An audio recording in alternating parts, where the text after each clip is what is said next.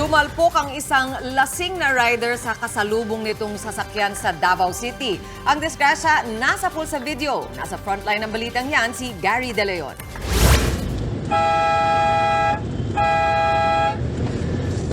Linggo ng hapon, nakuna ng rider na ito na pagewang-gewang sa CP Garcia Highway sa Davao City. Ilang beses binisina ng rider dahil sa pabigla-biglang hinto at pagkain ng linya. Ilang saglit pa. Hala! Hala! Sumalubong ang rider sa isang kotse at sinalpok ito. Bulagta ang rider na kinilalang si Landy Pabricante. Kwento ng taxi driver na nakasunod sa nakamotor. Pinagsabihan na nila ito na tumabi muna dahil delikado ang pagmamaneho niya. Hapit pa siya nabangga sa akong taxi. Muntik rin siya mabangga sa taxi ko. Pinagsabihan na namin pero ayaw niya makinig. Napag-alamang lasing ang sugatang rider na agad dinala sa ospital.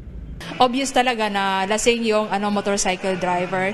So far sa ngayon ang kondisyon niya is stable with multiple injuries na natamo niya during sa accident po. Di na nagsampa ng kaso ang may-ari na nabanggang kotse matapos madaan sa areglo. Nagbabalita mula sa frontline, Gary De Leon, News 5. Mga kapatid, Gretchen ho po, huwag maging huli at maging una sa lahat ng balitaan. Maging maalam at may pakialam sa mga napapanahong issue at balita sa bansa.